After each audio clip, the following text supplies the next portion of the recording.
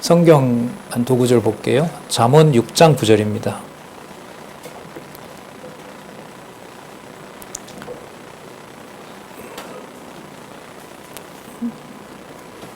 잠언 6장 9절에서부터 11절까지 읽어보겠습니다. 게으른 자여, 내가 어느 때까지 눕겠느냐? 내가 어느 때에 잠이 깨어 일어나겠느냐? 좀 더 자자, 좀 더 졸자. 손을 모으고 좀 더 눕자 하면 내 빈궁이 강도같이 오며 내 곰핍이 군사같이 이르리라. 또 한 구절 볼까요? 베드로전서 2장입니다. 베드로전서 2장 1절 말씀 보겠습니다.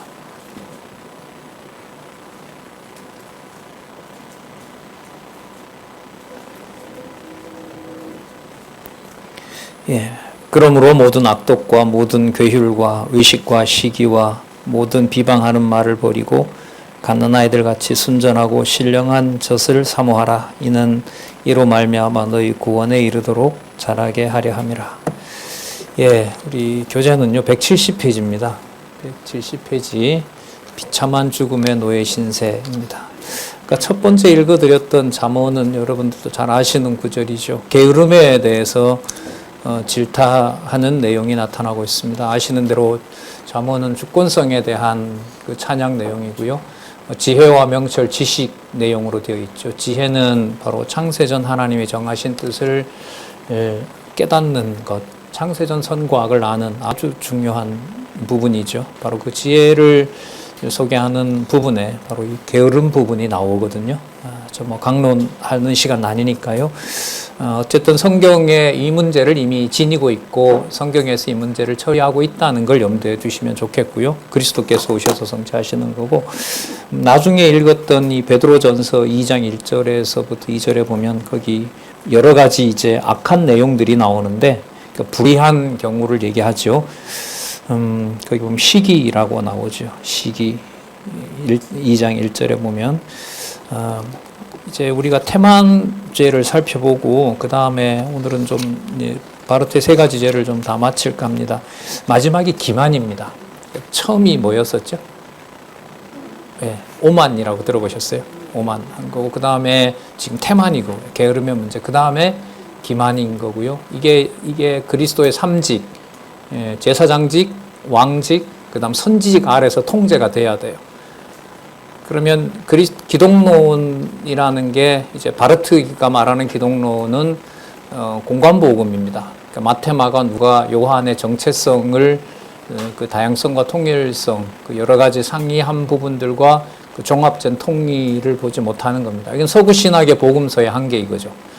그걸 이제 성경 신학은 확인하고 그대로 두고 봐야 된다는 걸 확인했죠. 그건 나중에 바르트 비판할 때 또 살펴보기로 하고요. 어쨌든 바르트가 짠 서구 신학, 칼빈주의자들, 칼빈의 제자들이 잘못 짜놨던 기독론, 이걸 이제 바르트가 건드려 버리죠. 서구 전통 신학을 건드는 건데요. 신론 다음에 하나님 존재 다음에 바로 죄론을 기독론을 놓고 그 다음에 죄론을 놓은 거죠. 그런데 거기서 말하는 기독론은 이제 우리가 마태복음에서 성경신학에서 공부하셨던 그 세 가지 직만 얘기합니다. 그리고 성경 구조는 아니에요. 바르트가 고민하고 바르트가 봤을 때 인간의 죄 문제를 그리스도가 통치하는 개념으로 설명하지 못했던 부분을 바르트는 기독론이라고 제시를 하고 있거든요. 그래서 먼저 기독론 순서를 제사장직, 왕직, 선지직, 그리고 선지직, 제사장직, 왕직, 선지직이 통제하는 세 가지 종류의 죄 문제. 그러니까 그리스도가 모두 통제해야 되는데, 그럼 그리스도가 세 가지 직임을 통해서 자신의 그 그리스도이심을 증명했어요. 그러면 그 세 가지를 통해서 통치할 때 죄가 전부 다 통치받는다는 거죠. 먼저 그게 오만죄였고, 그 다음에 태만죄였고, 기만죄였어요. 그 오만은 제사장직과 관련해서 창세전 그리스도의 언약을 필요로 하지 않는 인간의 본성. 창세전 그리스도의 언약이 꼭 필요한 것이냐라고 하는 것은 기본 인간적인 본성으로 보면 필요할 때 써먹는 거죠, 그냥. 창세전 그리스도 안에서 그리스도가 우리를 위해서 죽으셨고 영원한 제사장이 되셨다고 하는 것이 인간이 본성적으로 그것을 다 그대로 수용할 수가 없다는 거예요, 바르트는. 거기에 죄성이 도사리고 있고, 결국은 그리스도를 믿지 않겠다는 말은 창세전 그리스도의 제사장직을 부정한다는 거예요. 이 명제는 굉장히 파격적입니다. 칼빈주의자들도 이런 말을 함부로 못하거든요. 그러니까 악의 문제는 그럼 어떻게 되느냐. 악을 그리스도가 창세전에 통제하기로 되어 있다. 이제 바르트가 이제 주장하는 것은 뭐냐면 현실적인 그 유대인들 600만 죽은 사건에 대해서 이것도 그리스도가 죄 문제를 해결한 것이냐에 대해서 상당한 고민을 합니다. 제가 볼 때는. 그래, 그것도 해놨다. 이렇게 하지를 못해요. 그렇게 되려면은 성경을 순서대로 강론하면서 악의 문제를 처리하지 않고선 저는 불가능하다고 봅니다. 그 다음 두 번째가 이제 태만죄인데, 태만죄는 그야말로 게으른 거죠. 말씀드린 것처럼. 그러니까 창세전 부정하고요. 이 땅에 온 그리스도가 통치하는 것을 부정하는 것하고 여러분 떨어질까요? 이 사람의 말에 의하면은 연결될까요? 연결되는 거죠. 창세전 그리스도 안에서 예정을 믿지 않는 것이나 현재 그리스도의 통치를 믿지 않는 것이나 다른 얘기가 아니에요. 그러니까 현재 그리스도의 통치는 믿는데 창세전은 나에게 필요 없어. 이른바 여러분 복음주의자들이라는 그 회색, 그러니까 장로교를 반대하고 인간의 자유의지를 인정하는 기독교를 통틀어서 복음주의라 그럽니다. 그래서 이렇게 소개할 때 제가 있던 과거에 포항에 있던 대학은 개혁주의 이런 말 안 씁니다.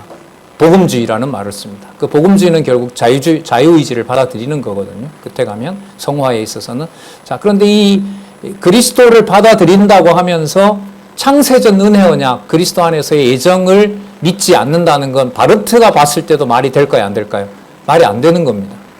그러면 그리스도를 받아들이지 않는다는 것은 그리스도가 왕으로서 통치하는 것을 믿지 않는 겁니다. 그게 태만죄라는 거예요. 그건 본성이라는 거예요. 뭘 하고 안 하고 문제가 아니라는 겁니다. 그래서 양상은 어떻게 드러나느냐? 그리스도를 절대적 왕으로 유일하게 믿고자 하는 자들을 이간질시킨다는 거예요. 그러니까 교회의 그리스도 통치를 분열시키는 자들. 바르트 당시의 사람들을 보면 누구냐 하면 1차 세계대전에 독일이 개입하고 2차 세계대전에 독일이 개입할 때 말씀드렸잖아요. 누가 그 성명서를 내서 후원한다 그랬어요? 교회가. 독일 교회가 후원을 한 것이 1차 세계대전과 2차 세계대전의 아주 중요한 결정적인 약점이죠. 인간적으로 말하면. 히틀러를 오신 메시아라고 해버렸으니까요. 칭송하고 그야말로 교회가 앞서서 이제 거기에 하고 또 거기 한가하는 이제 그 바르멘 선언을 주도했던 바르트를 비롯한 또 한 100여 명의 사람들이 있고 나중에 여러분 들어보셨는지 모르지만 독일의 신학자 본헤퍼라고 있습니다. 그 사람은 1945년 독일이 패망하기 전 얼마 전에 며칠 전인가요? 사망하는데 왜 그 나치에 의해서 죽었냐 하면 히틀러를 암살하기 위해서 계획을 하다가 드러나가지고 죽었거든요. 자, 어쨌든 그 태만죄라고 하는 것은 그리스도의 통치를 부정하려고 하는 모든 제도와 또 더 나아가서 인간의 본성. 자, 그러면 여기에서 태만죄보다가 더 교묘한 게 뭐냐 하면 성령께서 말씀으로 교회를 통치하지 않으면 드러나는 바로 기만죄입니다. 그러니까 여러분 태만죄는 노골적이에요. 야, 저 사람하고 하지 마라. 저 사람 형제가 아니다. 교회는 우리에게도 좋아야 된다. 그래서 이간질하는 것은 바깥으로 드러납니다. 말하기만 하면. 근데 기만죄는 뭐냐 하면은 이제 오늘 이 기만죄로 나갈 부분인데 기만죄는 진리의 복음을 확증한다라는 형태로 다가옵니다.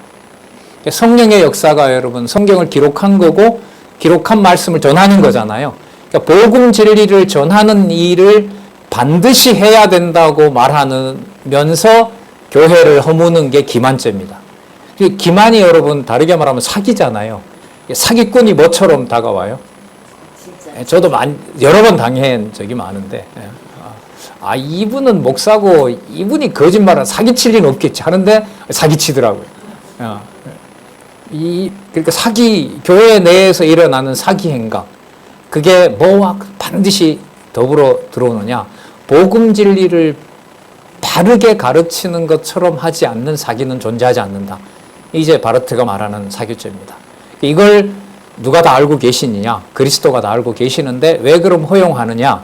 허용하는 것처럼 보이고 악이 설치는 것처럼 보이지만 그건 근본적으로 불가능한 것이다.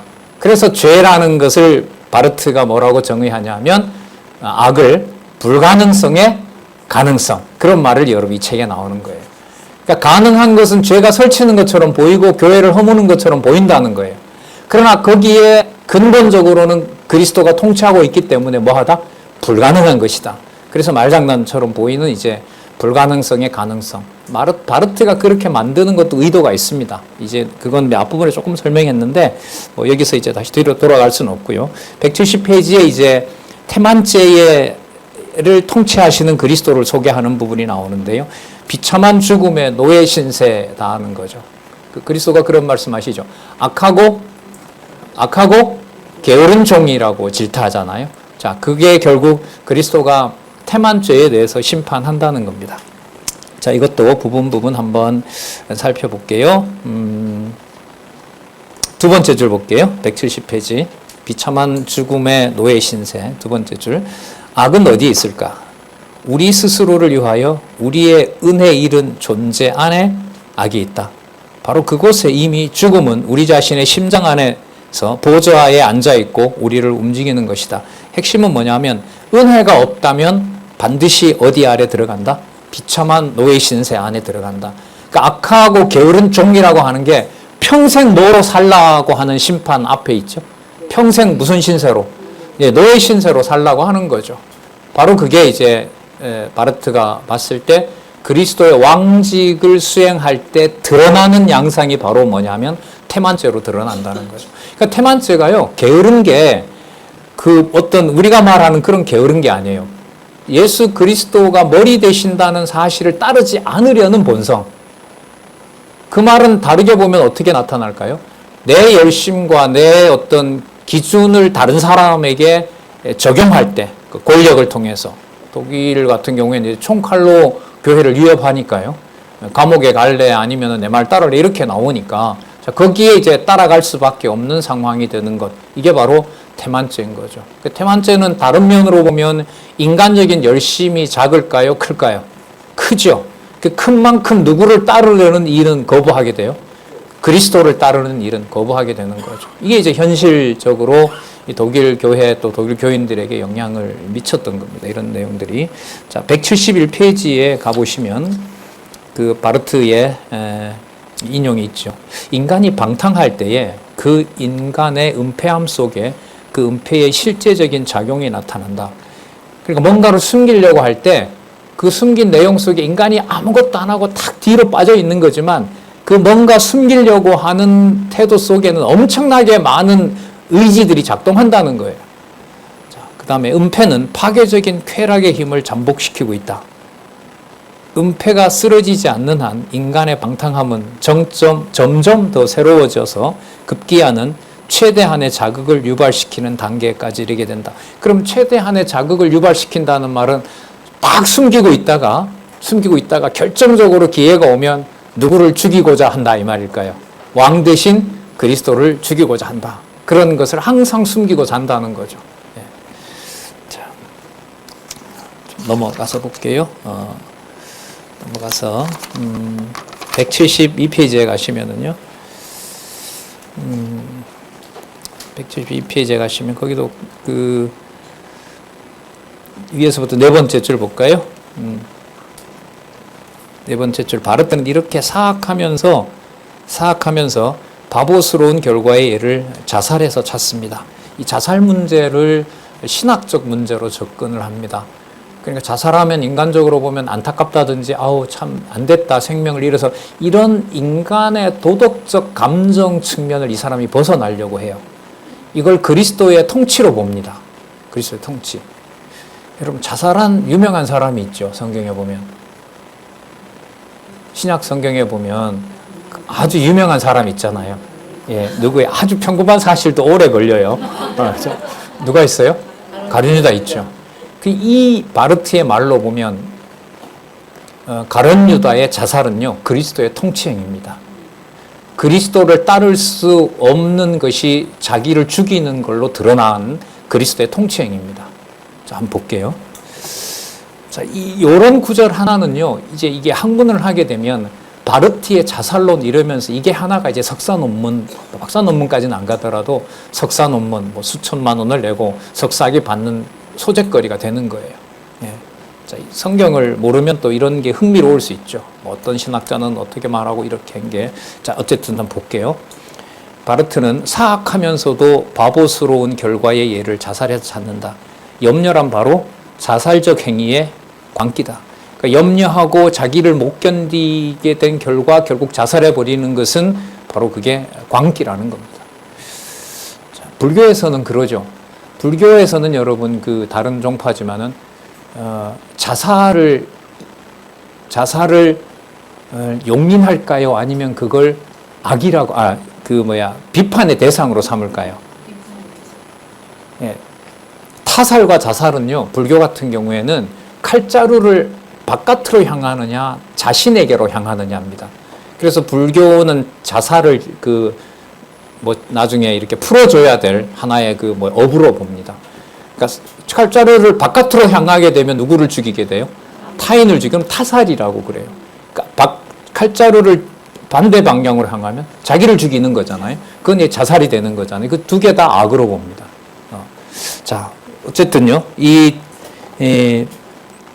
자살 문제에 대해서 볼게요. 더욱이 태만죄는 교묘하게 은폐된 죄성이기 때문에 스스로 염려는 염려를 방어하고 강화하고 주장하고 정당함을 말하면서 사망의 늪으로 끌어들인다.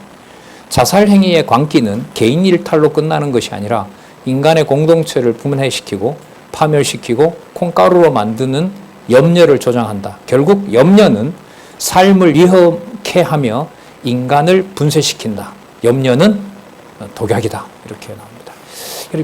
이건 여러분 좀 이게 당시에 이 염려가 인간이 뭔가를 염려하는 본성이 있다는 것, 미래에 대한 불안이 있다는 것이 신이 없는 상태에서 인간이 어떻게 자기 삶을 추구해 갈 것인가를 얘기를 할 때 아주 중요한 실존 철학의 핵심 개념이 염려입니다. 염려라는 걸 너무너무나 심오한 인간의 정신 상태로 당시 바르트가 이 책을 쓸 때 독일 유명한 철학자가 있었어요. 하이데거라는 철학자가 있었습니다. 마틴 하이데거. 우리 윤리 교과서에는 이제 무신론적 실존 철학자 이렇게 이제 배웠던 사람인데, 당시의 실존 철학에서 염려는 신이 없는 상태에서 인간이 자신의 자유를 만들어낼 때 가장 중요한 정신 상태, 이게 바로 염려입니다. 근데 이제 바르트는 이 접근을 뭐로 하느냐? 왕이 되신 그리스도가 뭐 하는 것이다? 심판하는 것이다라고 하는 신학 이론을 제기합니다. 이것도 많은 파장을 불러일으킵니다. 이게 어려운 문제가, 여러분 나치가 이렇게 몰려오고 거기에 이제 잡혀가면 고문당하고 이러니까 사람들이 잡혀가나니 차라리 뭐 하는 게 낫다, 죽는 게 낫다, 이래서 막 자살을 하게 되거든요. 그리고 또 참 이게 자살 문제가 나오면 우리 한국에서는 이 신학적으로도 그렇고 철학적으로도 쉽게 지나갈 수가 없어요. OECD 국가 중 세계 자살률 1위 어디예요? 대한민국입니다. 이건 아주 중요한 분석 대상이거든요, 세계에서. 그리고 그 중에서도 여러분 몇 살 때의 자살이 가장 높을까요? 70, 80? 5, 6, 60? 우리 청소년 전문, 우리 여기 그 상담 전문 우리 김형선 센터장님 와 계시지만 10대, 20대입니다.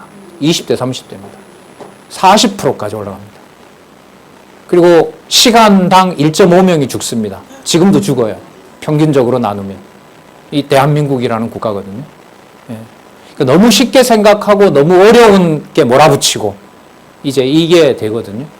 근데 지금 이 문제를 여러분, 이게 얼마나 어려운 문제인가 보세요. 바르트 관점에서 그리스도의 심판이다라고 단순 명제로 제시하면 설득력이 있을까요? 그러니까 이게 깊은, 어떻게 보면 많은 장황한 이 논리가 필요한 거죠. 자, 그러나 그리스도의 통치가 배제된 경우는 없다고 본다면 한국 사회에 기독교 가정이 그렇게 많은 기독교인이 그래도 확률적으로 가장 많은 나라에 속하죠. 대한민국은. 기독교 국가도 아니었음에도 불구하고 그런 나라에 자살이 어느 나라보다도 많다고 하는 것은 신학적으로 관심의 대상이 됩니다. 그러나 분명한 사실은 좀 다른 얘기가 될는지 몰라도 그리스도의 통치 아래 바르트의 진단을 조금 쓴다면은 그리스도의 통치가 인간의 염려를 통해서 교회를 무너뜨리고, 그러니까 이런 거죠. 믿어봤자 뭔 소용이 있느냐.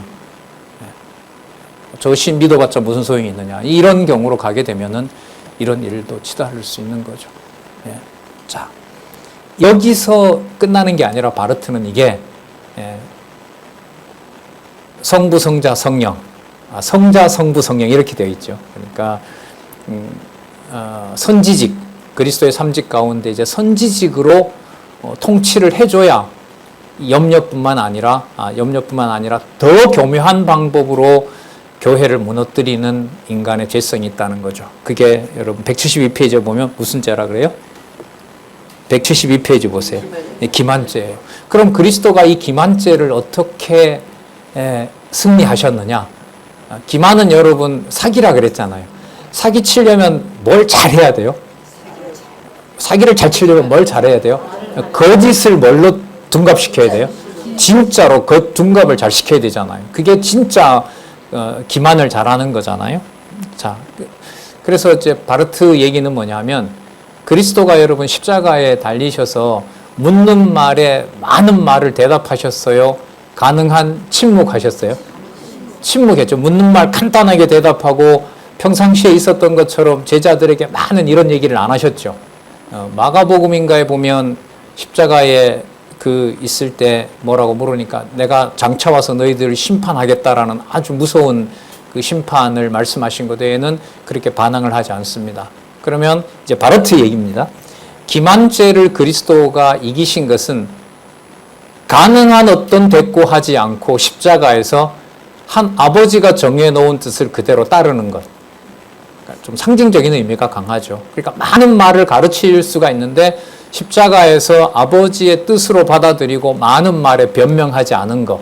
그 자체가 패배가 아니라 무슨 죄를 극복하신 예가 된다?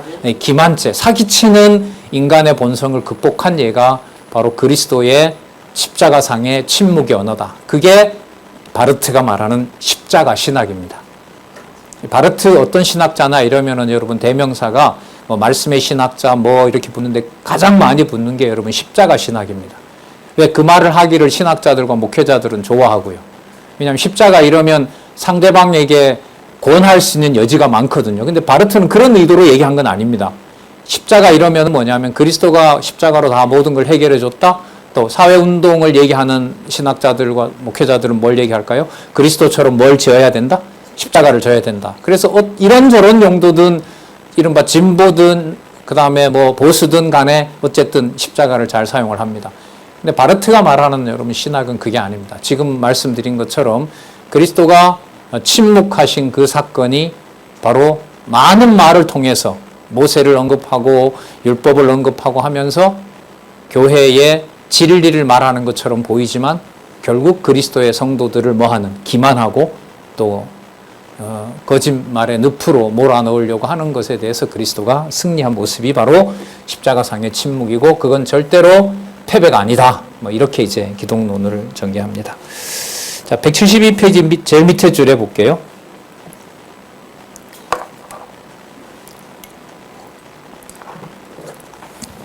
기만죄는 예수 그리스도의 화해 사역을 친숙한 이야기로 만들면서 하나님의 은혜를 쉽게 인식할 수 있다는 식으로 편안하게 대하도록 일상화하는 무슨 전략이에요? 희화 전략. 이거 제가 예를 들어드릴게요. 제가 한 15년 전에 학생들 논술을 좀 많이 가르쳤거든요. 근데 그 당시에 학생들 논술을 잘하려면 역사를 많이 알아야 돼요. 대한민국 역사, 한국 세계사를 많이 알아야 되거든요. 근데 책을 읽기가 쉬워요, 어려워요? 어렵잖아요. 역사책이 사건도 많이 나오고. 그럼 이걸 만화로 만들고 개그처럼 우습게 만드는 출판사가 하나 나왔어요.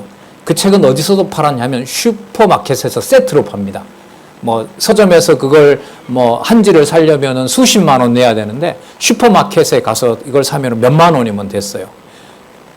그러니까 한국의 일제시대 역사나 전쟁 역사나 과거의 몽골 역사나 이런 어두움의 역사를 우습게 만듭니다. 쉽게. 그러니까 만화 보면 막 깔깔거리도록 애들이 보잖아요. 그런 식으로 역사를 만들어버려요. 그러면 여러분이 기만죄가 뭐냐 하면 성경에 나타난 진리를 누구나 다 받아들일 수 있도록 뭐 하냐면 쉽고 웃음거리로 재미있게 접근하도록 합니다.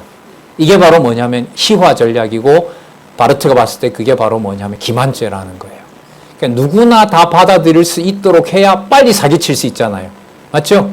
사기치는 사람이 말 어렵게 하면 돼요, 안 돼요? 안 돼요. 그러니까 누가 100이면 100 다 들어도 다 넘어갈 수 있게 해야 돼요. 그럼 어떻게 해야 돼요? 재밌게 해야 돼요. 재밌게 해야 돼요. 그래서 여러분, 이 성경신학에서도 장안중앙교회, 과거의 강남노회에서도 교회학교 선생님들에게 하는 주문 중에 가장 많은 것 중에 하나가 뭔지 아세요? 쉽게 해달라. 쉽게 해달라. 그게 기만죄가 도사리고 있는 거예요, 거기에. 그 사람의 수준을 맞추어서, 물론 성령께서 하시는 일이죠, 성경신학에서는. 그 사람 수준에 맞도록 그런 교사를 보내고 그 사람, 그런 분에게 은사를 줘서 거기에 단계에 맞게끔 이렇게 교육하는 것도 이제 하나님 하시는 일인데, 어떤 바르트가 봤을 때는 희화 전략으로 재밌게 해서 누구나 다 기독교에 친숙하게 만들어요. 기독교에 친숙하게 만들어 놓습니다. 그리고 심오한 얘기, 교리적인 얘기들을 어렵게 전개하는 것에 대해서는 거부감을 갖도록 해요. 저게 저렇게 안 해도 예수를 만나는데 아무런 지장이 없다. 그렇게 하면서 여러분, 바르트 당시의 신학은 어려운 논의로 가는 것이 아니라 다른 사람들과 공감하고 선교하기 조직신학을 대체합니다. 이 말이 무슨 뜻이냐면 예수의 이름으로 다른 사람과 공감하는 게 중요하지, 교리적으로 예정론이다, 그 다음에 뭐 기독론이다, 뭐 종말론이다, 이 많은 신학자들의 그런 논의를 신학교에서 그렇게 많이 공부해야 될 필요는 없다. 복음으로 다 서로 공감할 수 있는 게 많은데 신학자들이 무조건 어렵게 만들어 놨다. 어렵게 만들어 놓은 것은 맞지만 교리적으로 중요한 문제를 간과해서는 안 되거든요. 근데 당시 이제 분위기가 여러분, 조직 신학이 끝나가고 신학교들이 생기기 시작하는데요. 어떤 신학교가 생기기 시작하냐면 선교 신학교들이 우후죽순처럼 생겨나게 됩니다. 그리고 교회에서는 교회를 확장하기 위해서 딱딱한 신학을 한 명 잘 키우는 것보다가 선교사들을 파송하고 교세를 확장하는 게 훨씬 더 낫죠. 그러니까 교회에서도 이게 받아들여지게 되는 겁니다. 특히 미국 신학이나 이런 데서는 60년대 지나서 70년대, 80년대 세워지는 교회와 신학교들은 어디에 맞춰요? 성교에다 맞춥니다. 이 성경신학 저자이신 박용규 목사님 고백을 들었을 텐데요. 여기 무슨 산이죠? 그 신비주의에 빠져서 무슨 산에 거기에 기도원, 하늘산인가요? 거기에 이제 교육을 몇 년 동안 받았다 그러시더라고요. 근데 거기 왜 가셨냐고 제가 물었어요. 왜 가셨냐고 물었더니 20대 초반에 농촌운동을 하다 보니까 이론적인 명분이 자꾸 약화되더라는 거예요. 그러니까 종일 노동해야 되는 거 아니에요. 그러니까 계몽운동이라는 게 밤에는 가르치고. 그러니까 내가 견디기가 힘들더라는 거죠. 내가 기독교인으로서 계몽운동을 한다고 했을 때 이게 신학적인 이 바탕이 뭐냐는지가 점점 사라지더라는 거예요. 그래서 이거는 뭔가 계속해서 이론적 바탕이 필요하다. 이건 너무 중요한 거죠, 사실. 모든 어떤 이념, 이런 정치 투쟁이나 이런 데서 반드시 그 노선이 이론적으로 희석되지 않도록 반드시 그걸 전문적으로 연구하는 팀이 있습니다. 그게 없으면 얼마 가지를 못하죠. 그러니까 이제 교회가 어떤 방식으로 가냐 하면 바깥으로 확장하는 것에서는 관심이 많은데 내실을 뒤지는, 예를 들면 조직신학이라든지 신학을 전문적으로 연구한다든지 이런 분야의 일들은 점점 약화되는 겁니다. 그런데 바르트는 그 현상을 보고 이제 뭐라 부르냐 하면 바로 기만죄가 틈타서 교회가 복음이라는 말에는 익숙해지는 거지만 누구의 하나님의 말씀, 성경은 점점 뭐하게 되는, 등한시하게 되는 일이 벌어진다는 겁니다. 그 대표적인 예가 저는 한국교회라고 봐요. 초교파적으로 다 성경을 가지고 오잖아요. 카톨릭도 성경을 보는 나라가 우리나라잖아요. 카톨릭 교도들이 성경 보는 나라가 공동 번역. 희한한 문화인데도 그렇게 수십 년을 들고 다녀도 정작 성경 내용은 모르는 거죠. 모르는 거죠. 그게 제가 봤을 때 바르트가 말하는 기만죄의 대표적 사례입니다. 다들 꽂혀있고 다들 가지고 있고 하나님 말씀이라고 얘기하고 또 모든 일상생활에서 성경을 누구나 다 얘기해요. 초교파적으로 다 얘기하는데 그 내용에 정작 알아야 될 진리의 핵심적인 내용을 얼마만큼 알고 있느냐 모른다는 거예요. 그게 바로 무슨 죄가 지배하고 있기 때문에 그러느냐? 기만죄라는 거죠. 설득력이 있는 거예요. 제가 봤을 때는. 친숙하게 재미있게 해주면서 정작 진리의 내용은 뭐 하는 거예요? 모르게 되는, 점점 시간이 지나면 지날수록. 예. 자, 175페이지 가보겠습니다. 175페이지 두 번째 단락에 이게 오만죄, 태만죄, 기만죄를 바르트가 이렇게 모아요. 자, 한번 볼게요. 175페이지 두 번째 단락 하나, 둘, 셋, 넷, 다섯, 여섯 번째 줄. 자, 오만죄가 창세전 영원한 은혜를 부정하는 거라 그랬죠. 그 다음에 태만죄는 뭐예요? 그리스도가 통치하는 것을 이간질 붙여서 따르지 못하게 하는 거라 그랬죠. 기만죄는 어떤 거라 그랬어요? 말로는 매사 복음을 얘기를 하는데 복음으로부터는 멀어지게 되는 거라 그랬죠. 그게 더 교묘한 거죠. 그걸 정리를 해놨는데 제가 다시 이렇게 정리를 한번 해봤습니다. 오만죄가 하나님 아들의 죄물 대심으로 완성한 우주적 화해 사역의 위대함을 찬탈하려는 광란으로 드러났다면 창세전을 그러니까 그리스도 대적은 오만죄로 보면 창세전 신이 한 사역을 부정하는 거예요. 그게 미친 짓이라는 거죠. 광란이라는 거죠. 바르트가 말하면, 바르트에 의하면. 그 다음에 태만죄는 아들로서 순수하고 완벽한 겸손을 통해 완성하신 그리스도의 왕적 직임을 야비한 책동으로 은밀하게 배반하는 행동이 그 특징이다. 그리스도가 왕되심을 부정하는 자들. 자, 그 다음에 부정하는 죄의 본성. 그런데 앞의 죄 세력들보다 더욱 정교한 술책을 부리는 기만죄는 하나님 아들의 거룩하고 위대한 사역을 마치 알고도 있고 경외도 하는 듯 사칭하는 간계를 부리는 거라고 말합니다. 바르트가 이렇게 정리합니다. 기만은 오만과 태만의 공통적인 구성 요소이며 그 오만죄라든지 태만죄에서 사람들에게 접근해서 기독교인으로 살 수 있는 것이 얼마나 좋은 것이냐라는 걸 내비쳐요. 거기에 그러니까 오만죄든 태만죄든 거기에 뭐가 작동하느냐? 기만죄가 작동하고 있다는 거죠. 자, 스스로를 기만은 오만과 태만의 공통적인 구성 요소이며 이 요소 안에서 오만과 태만은 스스로를 죄를 드러내고 표현하지 않을 수 없게 된다. 친숙함입니다. 친숙함. 익숙하게 만드는 거. 여러분 교회 나오는 거는 익숙하게 되는데 교회 익숙하게 다니는 만큼 성경에서는 점점 낯설어지는 문화가 한국 문화예요. 공감하세요? 교회 문화의 익숙함에 사람들이 함께 하는 거, 지역도 좁고 그러기 때문에 복음을 듣는다는 이유로 사람들이 많이 가요. 갈 때 뭘 꼭 가져가죠? 성경 찬송 가져가죠. 이제 스마트폰도 있으니까 폰만 하나 딱 가져가요. 그 속에 이제 말씀도 들어있고 찬송가도 들어있기 때문에 요즘은 보시는 것처럼 다 영상으로 띄워요. 그래서 이곳에 가든 저곳에 가든 손안에든 뭐가 가까이 있어요? 네, 진리가 가까이 있죠. 복음은 가까이 있는 거예요. 그런데 시간이 지나면 지날수록 그 본래 내용에서는 뭐가 돼요? 점점 멀어져요. 그러니까 몸은 복음으로 머리부터 발끝까지 치장이 됐는데 속에는 복음이 뭔지 마태복음 1장 1절에서 2절도 못 넘어가요. 그러니까 우리 양대근 장로님 강의하신 것처럼 1장 1절에서 창세기 1장 1절에서 2절로 그 논리적 연결 고리를 찾는 데는 관심도 없고 모르는 거죠, 결국. 그게 바로 뭐냐면 바르트가 봤을 때 기만죄라는 거예요. 그럼 매주 예배에 참석하고 이른바 예배에 참석하고 성경을 따라서 읽고 목사의 설교를 듣는 것이 점점 뭐로부터 멀어지는 길을 가고 있는 거예요. 진리로부터 멀어지고 있는 거죠. 그래서 여러분 몇 번 말씀드렸습니다만 바르트의 이게 말년 신학인 바로 이 화해론이라 그러고 계약론이라 그러거든요. 어쨌든 이 화해 신학에서는 바르트는 철저하게 칼빈의 사상과 그 다음에 성경으로 돌아옵니다. 그래서 말씀드린 것처럼 이번에 4-1 죄론을 마치고는 내 별장, 아버지가 물려주신 스위스 별장에 가서 고린도 전후서를 대여섯 번 탐독했다. 그리고 와서 다시 또 신학책을 써요. 그리고 와서 이번에는 신약을 빨리 쓰고 마태복음부터 어디까지를 읽고자 소원한다. 그리고 가서 또 신학 읽고 오고 이러면서 이 사람이 결국은 그렇게 말년을 보냈거든요. 인간적으로 보면 참 감사한 거죠. 감사하다기보다가 개인적으로 이 사람은 감사하겠죠. 자기가 말했던 그런 기만이 자기를 벗어난 다른 사람의 문제가 아니라 누구 문제로 직감한 거예요? 자기 문제로 직감한 거예요. 그래서 나름대로 인간적인 표현입니다만 정직함이 있는 거죠.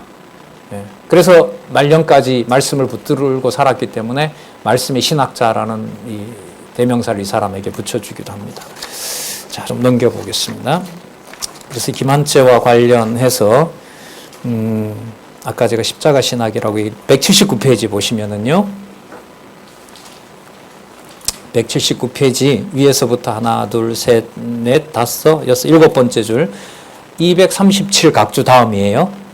자, 예수님 십자가 사건에서 어떻게 기만죄를 극복했는지를 설명을 합니다. 십자가 고난의 극점에서 예수 그리스도는 악과 죄인의 모습 및 저항과 그의 오만, 태만, 기만과 그리고 마귀와 관계하실 뿐만 아니라 하나님의 선하신 뜻과 투쟁해야 하시며 그 뜻을 그분의 선한 뜻으로 인정하고 경외하는 중보자 사역을 완수하신다. 예를 들면 여러분 그리스도께서 아버지여 아버지여 어찌하여 나를 버리셨나이까 라는 시편 구절을 성취하시잖아요. 자, 우리 한번 감정이입을 좀 해볼까요? 그 외마디가 즐거운 찬양입니까? 십자가에 달려 계신 그리스도가 아버지 어찌하여 나를 버리셨나이까 이렇게 말할 때 막 환하게 웃으면서 막 찬양하고 그렇게 했을까요? 그건 아니죠. 99.99% 그건 아니라고 봐요. 그러면 아버지에 대한 섭섭함은 좀 있을까요?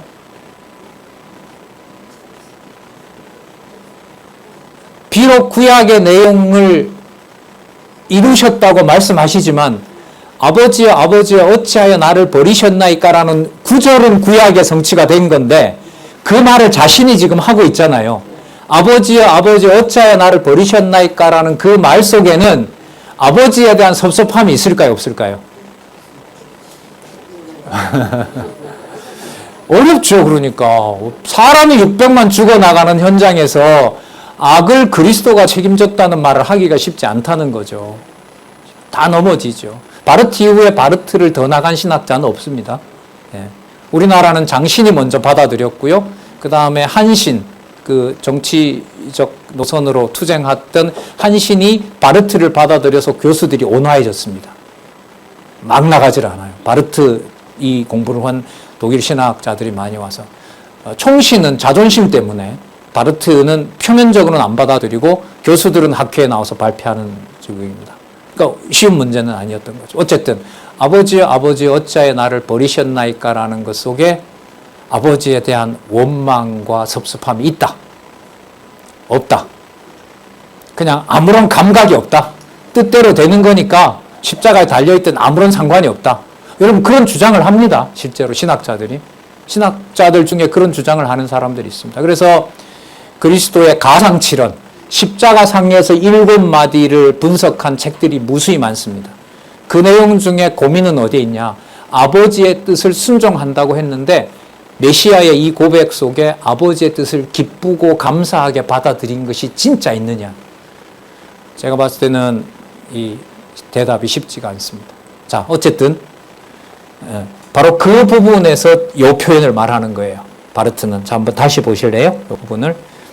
십자가 고난의 극점에서 예수 그리스도는 악과 죄인의 모순 및 저항과 그의 오만, 태만, 기만 그것과 싸우고요. 그 다음에 마귀와 관계하실 뿐만 아니라 하나님의 선하신 뜻과 뭐 해야 돼요? 투쟁. 여러분 이게 아버지를 믿지 않았다 이런 말이 아니고요. 예를 들면 아버지여 아버지 어찌하여 나를 버리셨나이까 라고 하는 그거. 제가 예를 하나 더 들어드릴게요. 아버지여 하실 수만 있으면 이 잔을 저에게서 피하게 해주십시오 라고 하는 것 속에는 피하고 싶은 마음이 있을까요 없을까요? 십자가의 그 고통을 피하고 싶은 마음이 있을까요 없을까요? 그리스도가 그렇게 기도했을 때는 그것도 대답 화끈하게 못하세요? 그럼 그리스도가 뭐하러 얘기를 해요? 피하고 싶지 않은데 그냥 얘기한 거예요 그러면? 피하고 싶겠지. 그렇게 얘기하셔도 돼요. 피하고 싶겠지. 그 다음에 있잖아요. 그러나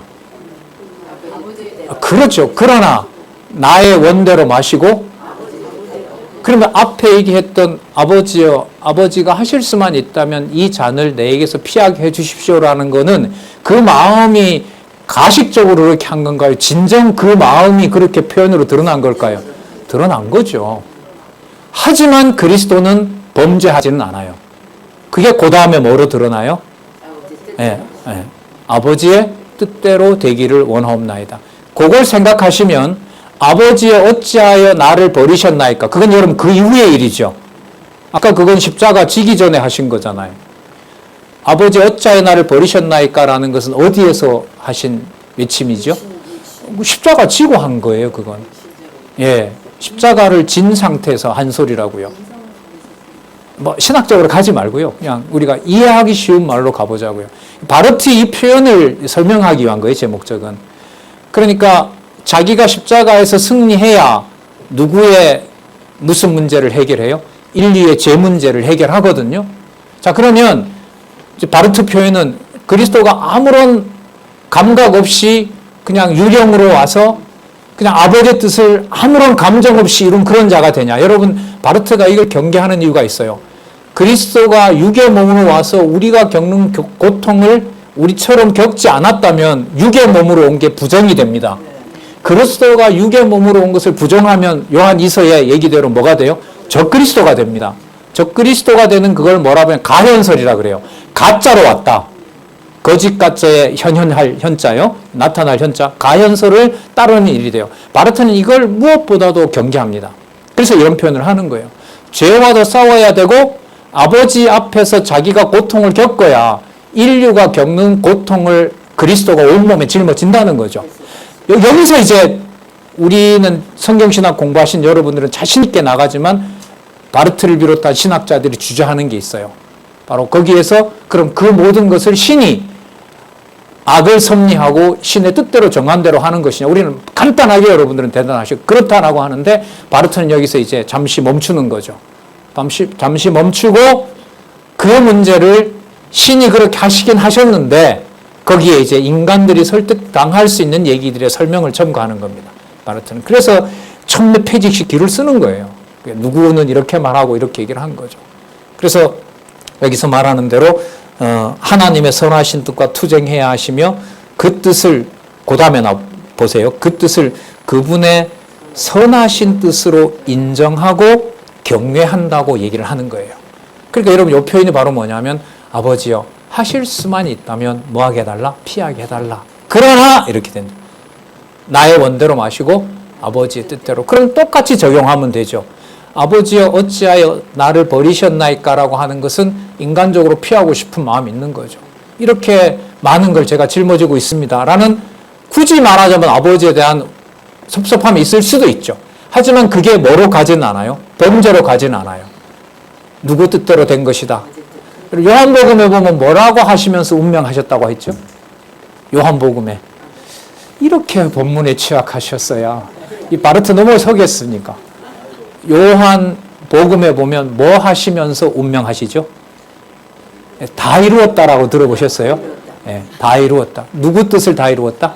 아버지 뜻을 다 이루었다. 그래서 이제 기만죄와 관련이 되는 거예요. 그래서 기만죄 극복은 그리스도가 외마디를 지르셨지만은 결국 그것은 자신의 육의 몸으로서 기만죄를 짊어져야 되는 거죠. 기만죄에 넘어지는 게 아니라 기만죄에 사로잡혀 있는 자기 자녀들, 자기 동생들, 예수님을 맏형이라고 하니까 인류의 구속주로서 자기가 신이 감당하고 거기에서 자신이 넘어진 것이 아니라 여기 있는 대로 그 뜻을 그분의 선하신 뜻으로 인정하고 경외하는 중보자의 사역을 완수하신 거죠. 그 다음 문장을 보시기 바랍니다. 아버지를 향한 절규와 동시에 정해진 아버지 뜻에 대한 완전한 순종을 침묵으로 답하며, 그러니까 사기치는 많은 그 사기꾼들이 하는 것과 반대로 침묵하시면서 답하며 화해와 심판의 위대한 사역을 완성하는 그리스도의 중보 사역을 바르트는 뭐라 그런다? 이게 그 유명한 십자가 신학입니다. 그러니까 여러분 십자가 신학에는 하나님이 붙잡아 주지 않으면은 그 위급한 상황에서 견딜 자가 있다 없다? 없다는 거죠. 그럴 때 이제 사단이 귓속말로 속삭인다는 거죠. 뭐 그렇게 꼭 유별나게 고생을 해야 복음 따르는 거 아니다. 이런 게 여러분 갈라디아서에서 나오잖아요. 다음 주 안식일 한번 지킨다고 바울이 전한 예수 그리스도 부정하는 건 아니다. 그러니까 타협해도 된다. 그 정도는. 이게 인간의 여러분 바로 기만죄의 속성이라는 겁니다. 자, 그러니까 아버지의 뜻대로 침묵할 수 있는 능력을 가진 분은 누구다? 그리스도 한 분밖에 안 계시다. 다르게 말하면 모든 인간은 이런 면에서 다 기만죄에 따라갈 수밖에 없다. 이게 이제 바르트의 주장입니다. 자, 181페이지 한번 볼게요. 181페이지에 보시면 두 번째 단락 위에서부터 하나, 둘, 셋, 넷, 다섯, 여섯, 246, 245 각주 다음입니다. 바르트는 인류를 착각 속에 몰아넣고 정처 없는 방랑을 자유로 조장하고 결국 그리스도의 중보 사역을 필요 없게 만드는 기만죄 전략을 이렇게 지적한다. 인간의 기만은 최고로 진지한, 최고로 존경받는, 최고로 장중한 형태 안에서 현상한다, 나타난다는 거예요. 그러니까 여러분 사기칠 때 보면 뭐예요? 이거 하면 진짜 좋습니다. 그죠? 그리고 진짜 이거 사람들이 다 따라가고 있는 거예요. 이렇게 말하고요. 또 그 다음에 최고로 장중하다. 번역 용어에서 그런데 이거 하면 진짜 대박 납니다. 이런 거 아니에요? 자, 그런 방식으로 기독교를 세속에 있는 사람들이 따라가도록 안내한다는 거예요. 그렇게 안내하는 걸 이제 저는 통칭해서 현재 인본주의가 들어와 있고 이름은 그럴듯하지만 거기에 성경적이 않은 요소가 너무 많은 바로 복음주의라는 겁니다. 복음주의 관련된 걸 제가 연구를 좀 하고 확인해 보려고 좀 책을 거의 다 준비해 놨는데요. 복음주의가 어떻게 성경 진리를 왜곡했는지 이걸 좀 밝히고 싶어서 그럽니다. 자, 그것도 한번 볼게요. 그 밑에 인용 한번 보겠습니다. 기만의 교묘한 도착성은 역겨운 냄새가 아니라 달콤한 향기로 유혹한다는 거예요. 바르트가 봤을 때. 올바르고 부드러운 기만은 언제나 진리의 향을 풍긴다. 올바르고 부드러운 기만은 정의와 거룩에 대하여, 지혜에 의하여, 우월성과 조심성에 대하여, 또한 열정, 엄격함과 에너지에 의하여, 그 밖에도 또한 인내에 의하여, 무엇보다도 하나님과 인간 사랑에 의하여 직접적으로 빛나는 얼굴을 지닌다. 그럼 어디에 나오나요? 그 고린도 후서에 나오나요? 무슨 천사로 다가온다고요? 광명의 천사. 그거 생각하시면 돼요. 그게 바로 기만죄입니다. 자, 한 부분만 더 보고요. 우리 기만죄까지도 다 마치도록 그렇게 하겠습니다. 183페이지.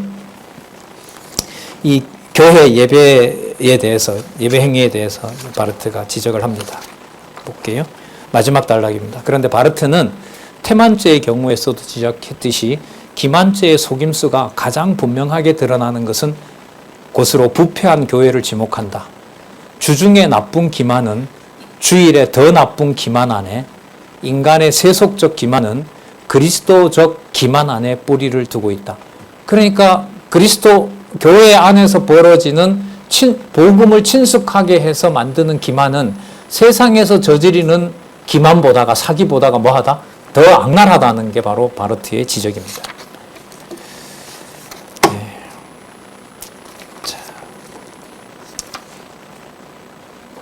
이걸 그리스도만이 극복할 수 있고 그리스도만이 이것을 해결할 수 있다. 자, 마지막으로 그 부분 한번 볼게요. 189페이지 보겠습니다.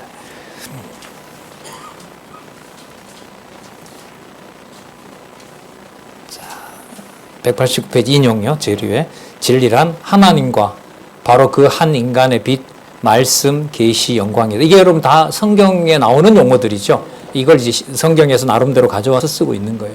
진리는 살아계신 예수 그리스도와 그것의 진실한 증인과 동일하며, 진리는 동시에 누구를 아는 거? 그리스도 아는 거. 그분의 고유한 인격 안에서 그분에 의하여 추진되는 그분 안에서 발생한 화해의 여러 보임과 여러 보임이 여러분 계시예요. 그 다음에 자기 전달은 이 땅에 오셔서 복음 전하는 걸 말하는 거고요. 여러 보임과 자기 전달로서 그분의 자기 선포의 사역과 동일하다. 진리는 그분의 예언과 성령의 약속과 또 하나님과 그 인간의 현실성과 동일하다. 현실성은 성취입니다. 현재 이루어지는 역사와 뗄래야 뗄 수가 없다. 따라서 진리의 핵심인 바로 그리스도에 대한 진리는, 그리스도에 대한 언약과 성취, 계약과 성취 내용은 바로 성령께서 주관하지 않으면 기만죄에서 벗어날 수가 없다. 이게 이제 바르트가 무슨 죄였어요? 처음에 이거는 상식적으로 좀 알아두셔야. 네. 바르트 꺼내면 다 꼼짝 못한다니까요. 앞으로 신학자나 여러분 그 목사님들 같은 경우 바르트 죄론 얘기하면 다 기죽어요, 진짜. 그러니까 이 정도는 알아두셔야 돼요. 그리스도의 무슨 직으로 정리했다? 삼직으로. 무슨 직? 제사장직, 그 다음에 왕직, 그 다음에 선지직. 거기에 통제한다. 어떤 죄를?